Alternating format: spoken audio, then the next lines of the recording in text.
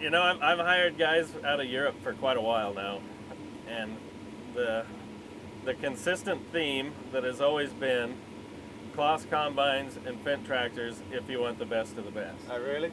That's what they say.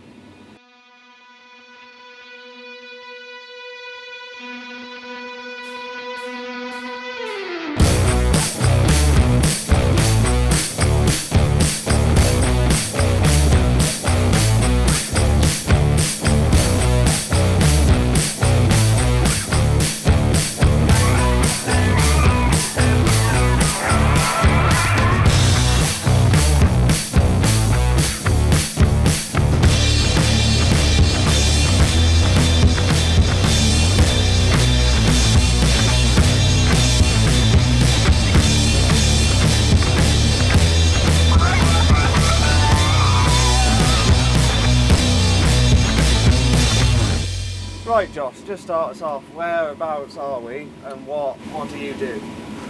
We're in Spearman, Texas.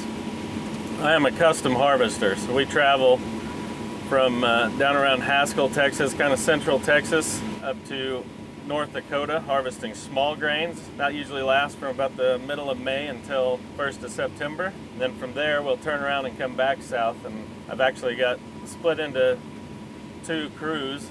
I've got this crew down here in Spearman right now, and then I've got another crew working around Colby for a little bit, Colby, Kansas, and then they'll be going out to Ray, Colorado to start another irrigated job out there at the end of the month. So how long have you been doing this for now, or your family? My family started this in 1955 with my grandpa. Then my dad took over sometime, I suppose, around 1980-ish, and then my brothers and I took over from him. So it's third generation then? Yep, third generation. So you're a Claas man? Yep. You run Claas machines? Yep, one Claas 7500 that I ran with my Deeres 3 years ago.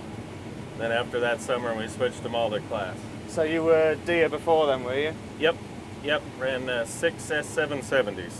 What made you go for the change then? Kind of Deere structure where they make it to where we can only trade with one dealer. Kind of monopolize things, and then there's no competition in the marketplace, and throw COVID in with allocation, and there's only so many machines being built.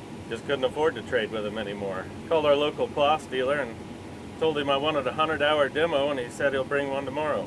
So how do dealers work out here then? I'd imagine they have quite a big area to cover. You know, the Claas dealer's got a really big area to cover, yeah. I don't know, our home dealer is in Hoxie. We deal with Agri-Center now. They just bought out the store over there.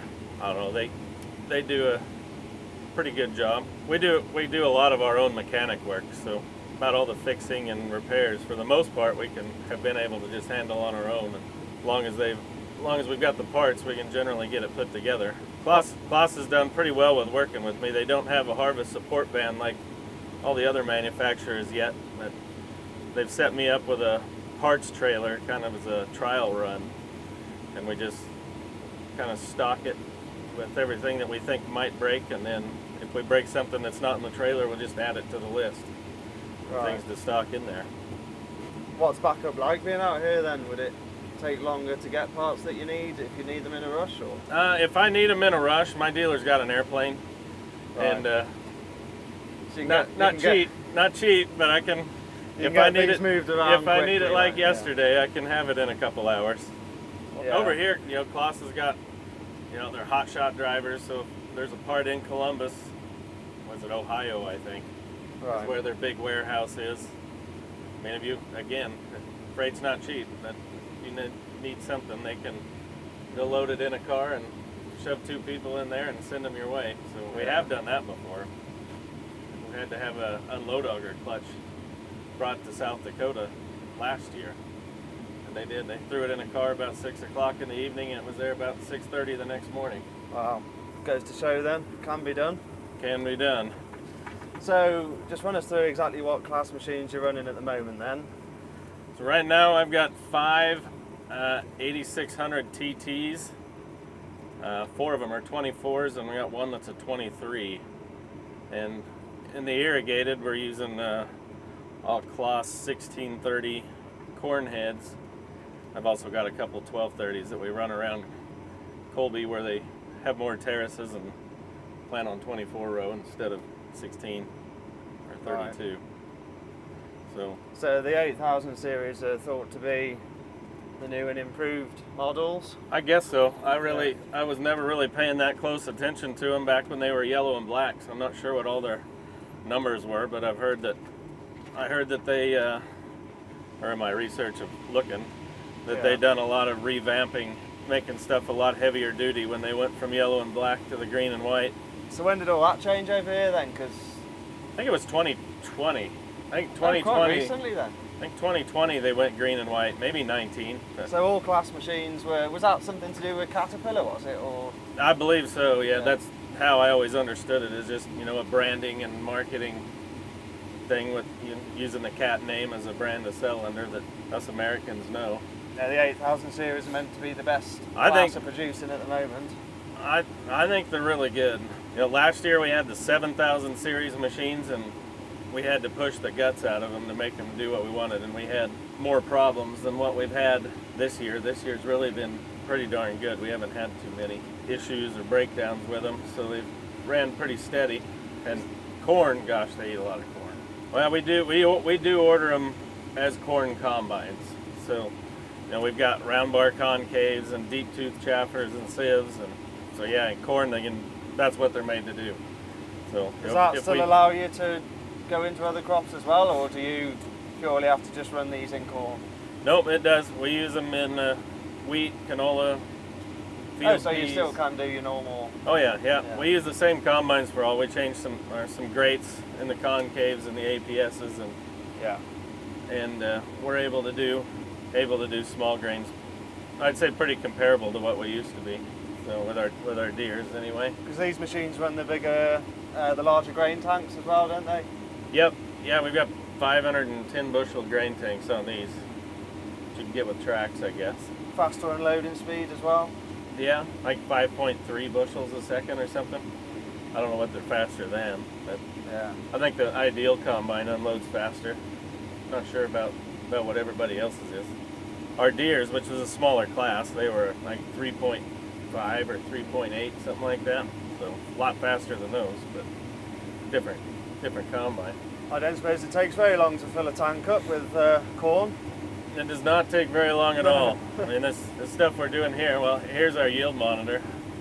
It's making about 270, and we're running about 6,600 bushels an hour per combine. I mean, this is completely different to anything we do at home, so just tell us, what does this corn get used for in the end? Where does it go to? Almost all the corn that we're going to pick here is used in feedlots to feed cattle. So what's the benefits to that then, rather than just chopping corn normally through a forager? We go for just the grain. All the leaves, stalk, and all the other bits, that's for your silage guys. But and the feed yards use those for a ration. The feed yard that we haul to here, they take dry corn and then they'll flake it, but they'll mix it with a feed ration for their cattle of whatever cowboys use to feed their cows. I know they have corn silage, wheat silage, and wheat grain as well, plus all the other additives, I suppose. So, talk tractors then. Fendt, yep, I like my Fendt. So you haven't been convinced to buy a matching tractor then to go with your combines, yeah? Not yet, not yet. I've hired guys out of Europe for quite a while now, and the consistent theme that has always been Claas combines and Fendt tractors if you want the best of the best. Oh, really? That's what they say. Asked him about the Claas tractors. Doing copy. Yeah, you should keep your Fendts. Yeah. So, I've never even driven a Claas tractor. I've sat in one, and I've never run one. So what chaser bins are you running then? We run Brent and Unverfirth, which is pretty much the same cart. Unverfirth owns Brent. I guess branded different, but almost the same. And what size are they? These are 1396s. We hold about 1,300 bushels of grain. We run row crop duals for mostly traction. Traction and compaction. Yeah. Yeah, I suppose with the tractors running up and down fields all the time. Yep. Yeah, with all the traffic that we get across the field, you want to spread the weight out as much as you can. But we have not went to tracks on those yet. mostly because tracks are heavy to haul and hard to haul. Yeah, So with our dual wheels, and most of our grain carts are actually walking tandems. I've got two that have the big floaters on them. I guess the main reason I have the big floaters is the guy that I buy them from just likes a few for so we can have something different to sell, because not everybody likes the same thing. My guys, most of my guys don't really care if they're big fat tires or walking tandem tires. The walking tandems are a little more tipsy than these floaters, and the floaters float better in mud until they don't, and then they're worse. Right. Yeah. Until they start to sink, and then they'll push a big wall of mud. Oh, And then that's not good at all. Or the other ones, the walking tandems, they'll just kind of just sink out of sight, and there you are. Yeah. So you're running tracks on all the combines as well? Yep. All the combines are tracked. We like the ride of tracks. I bet you do when you're going over those tram lines that the irrigators leave. The pivot tracks, gosh, you don't even hardly feel them in these, but wheels you feel every bit. Yeah. But we like the ride. When we haul combines up and down the road, we have to pull our outside duals off, because when you got duals on, you're about 16 feet wide. With our tracks, we're 14. That's even just a little bit too much for the American roads, is it? For a lot of our roads, 16 is too much. It's very nice to not have to pull duals. Also in mud, gosh, these tracks, I haven't found the limit yet for the mud hole that sticks us, but I'm sure we'll find it eventually, and I'm dreading that day. Gosh, there's nowhere to pull on these at the back. No. There's those stupid... No, it's a dangerous game, isn't it? Now there's the hooks in the front, up underneath the frame. So whatever poor bugger actually sticks one, he's got to go slopping through some serious mud just to hook up.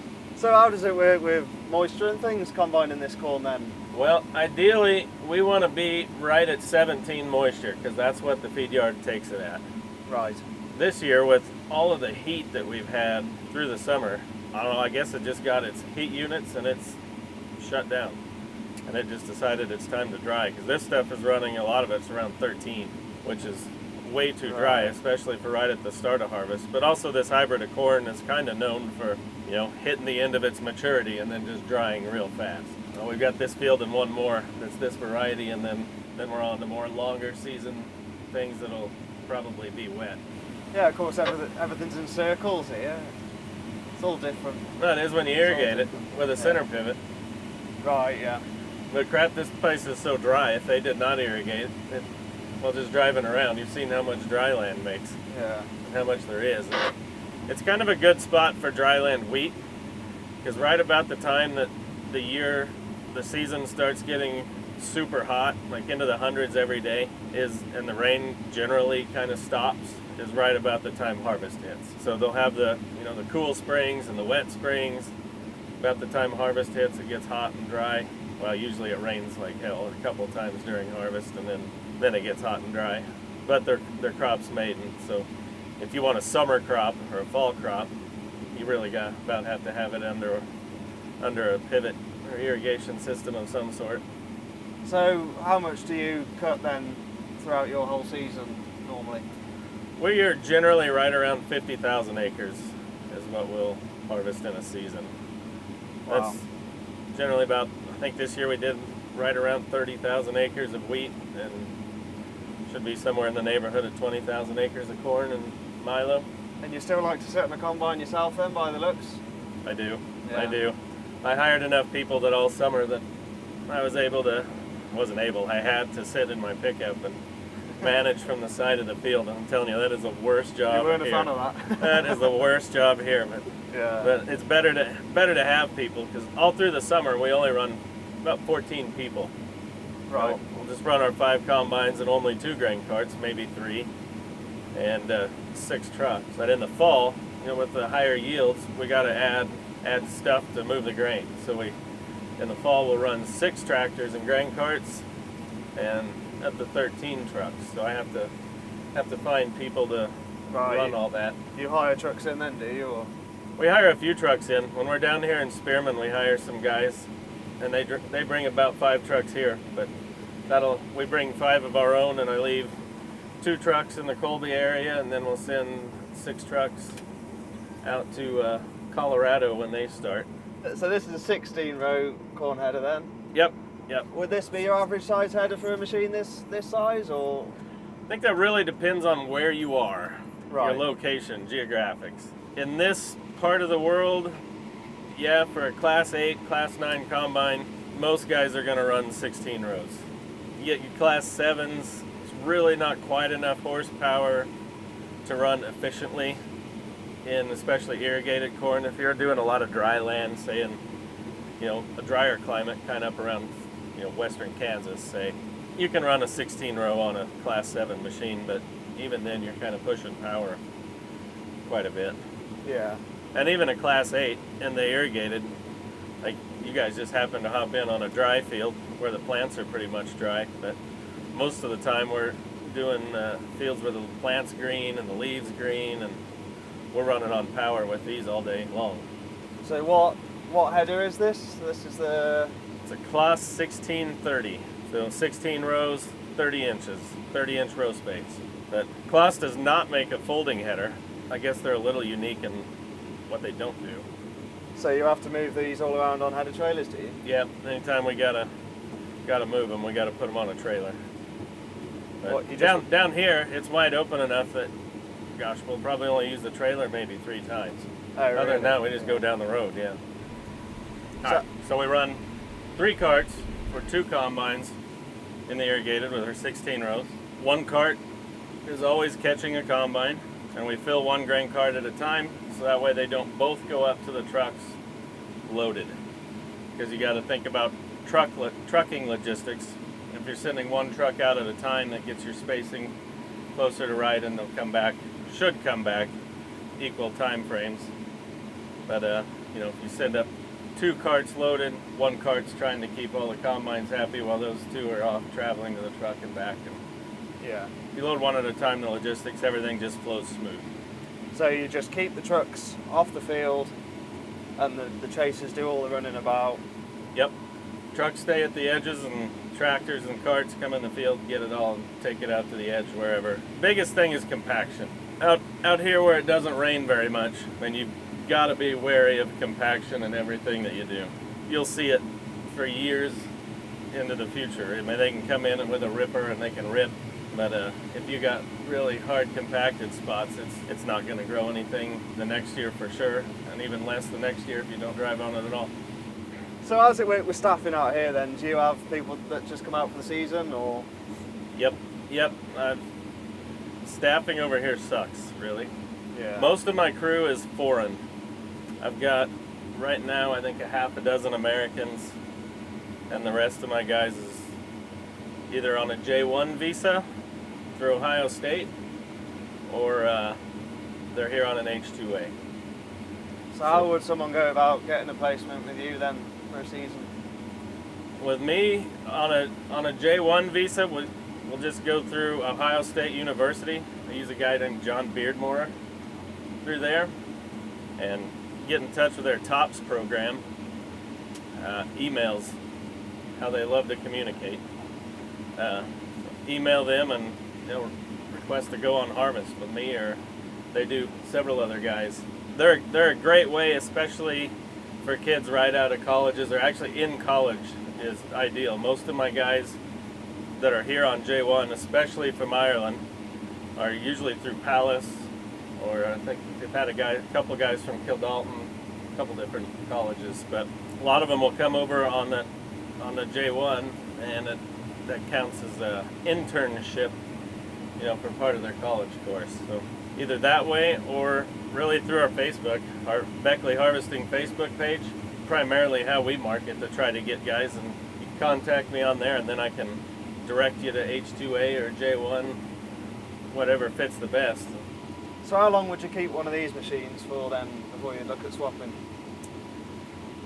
Well, I don't know for sure. Ideally, I will trade every year. Usually put between 500 and 650 separator hours on in a season. So just for market and resale, if you run it 2 or 3 years, pretty well have something that's depreciated completely out and it's just not worth very much. But if you can trade it every year, it generally still holds its value. But would the corn be much harder on the machine or not? in my opinion, corn is about as easy of a thing on a combine as there is. Really? Like there's a high volume of crop going through. All the time, yeah. But it's not an abrasive crop. It's not wearing out, all your thrashing things, cylinder bars, concaves. It's just, that stuff's not wearing out. So things that wear out, your unloading auger, your clean grain auger, which are really, in the scheme of replacing wear parts, are towards the cheaper end of a costly wear part, I guess. But, with current used equipment market in the United States, I think all the dealers are pretty afraid to have to sit on a used piece of equipment for more than a few months without being able to sell it. Yeah. Therefore, the price to trade is pretty high for just in case that they do have to sit on it very long. What will go on this field then this next season? How do your rotations work out here? This field will have corn on it next year. Again? Yep. So back to farming practices, right? This farm will get tilled, needs more plant materials and stuff to break down in the dirt to get all its pH levels and all its mineral levels better. So this stuff will get worked in. The next field we go to, it may or may not. Just kind of depends on how soil samples come back, if it gets worked up or not. There's a lot of guys around that will no-till corn into corn or corn into wheat stubble. So a lot of the circles that we do that are half-mile pivots, so they're mile long through the middle, those are usually half circles most of the time for us. So half of it we'll cut wheat on in the summer, and then the other half will be corn, and next year you just flip-flop that. The half that was wheat stubble is now corn, and the part that was corn is now wheat. These smaller circles are generally the ones that are more apt to run corn on corn, and also, depends on how much water you have. Out here on this side of town, they have more water than they do north of town. So this will be where your 1,500, 2,000 gallon wells are. Your 3 to 1,000 gallon wells are a different area, and that's where they have to do more rotating. I suppose with it being so dry, you can sort of keep going long into the night as well, can't you? Well, you could if the elevator was open very long. Right, okay. Yeah. Elevator shuts down at 8 o'clock, so they'll close. Oh, that's not too bad. At least you're home for your dinner every night. Yeah, they'll close at 8 o'clock, and then we'll preload all the trucks, grain carts, combines, so another hour and a half we'll have 13,000 bushels picked. So how far out do you travel then from one job to another? Like throughout the whole season, how far? Most of the time our moves are give or take 200 miles. But when we go to South Dakota from Colby, that's about a 420, 430 mile trip. And when we go, they're all different really. So our home base is Colby, Kansas. Start our year. We'll just go stop by stop. Start our year, Haskell, Texas. About 550 miles from our place to Haskell, Texas. And then from Haskell to here is another 250, 300 miles. From here to Colby, another 250 miles again. And after we're done with Colby and we go up to South Dakota, looking at about a 430 mile trip. And from South Dakota, where we go to our last stop in North Dakota, is about 230. And then the move that sucks, when you come home from North Dakota, because that's about 600. That's the big move, that's yeah. about 650 miles. And that one, you can make that in a day, but it is a long day, and everything better go perfect, or you're not going to make it. Because Wow. we can't haul after our equipment after dark. You can't? No, you can only haul in the daylight hours. So Why is that then? because that is how the rule makers decided Oh, that it has to be. Oh, okay. Yeah. Even though there's less traffic at night, and it might actually be safer Well, to yeah, go you at night. think, yeah. No. You go on the day. Oh, right. So yeah, we can only move our oversized equipment in the day. So how does it work with accommodation then? So I have camper trailers, kind of like bunkhouses. I've got two campers. They got 5 slides each. They each sleep 8. On each end is 4 bunks and a bathroom, and then a kitchen living area in the middle. And they just move wherever you go. They go wherever you go, I suppose. Yep, they go where we go. We hook them up behind our service trucks, and we just pull them to the next stop. And every stop, we've got a campground or a campsite that either we've made or our farmers have made for us, or once in a while we'll stay in town. That saves a lot of money in stopping over places then, I suppose. It is quite a bit cheaper than staying at hotels. Well, gosh, in some of the towns we go to, they really don't even have much for a hotel. So you could be staying in some pretty rough flea bag hotels in some of the places we go. And although living with 8 guys all summer long in close quarters is not always awesome. It's I bet you get to see some places though. You do. Yeah. And we have vans and vehicles that the guys can use when we get a rain day. You know, they'll take off and they'll go see the sights. I would say you guys could go film them, but it could be nasty. It could be very nasty. But that's part of what we do, though, right? You know, we get guys straight out of college, or that are in college. You know, most of them 18 to 20 years old. Most of the guys that I get, well, gosh, they've never lived on their own before. The hours that you work, you haven't really got time for a shower most nights, I suspect. So. No, we do. I would say that's a big misconception about harvest. Everybody thinks they're going to come over here, work 100-hour weeks every week, and it's just going to be like that from the time you get here till the time you go home. Not that way at all. Usually we'll on average, from the time that guys get here mid-April to the time they go home the 1st of December, our average hours is 40 to 50 hours a week. Because you know, you get somewhere saying you have a week of rain or a week of waiting on green. Well, that's 0 hours that you worked. I mean, because we'll go out and we'll do our maintenance and we'll fix a few things, and that takes maybe a day or two, unless we're at home in the shop. And you know, when you're at home in the shop, there's always things to do. When we're out on the road, say here in Spearman, if it comes in and just rains 3 inches on us and we're not going to do anything for a week, we'll come out, we'll maintenance, we'll fix for a half a day or a day, and then, all right, guys, go to Dallas. Yeah. Go do something. Go have fun. Yeah, go have fun. And don't take pictures and let me know about what you did. Yeah. Because if I find out you did something too stupid, I might have to do something about it, you know, because that's my job as being the responsible person here.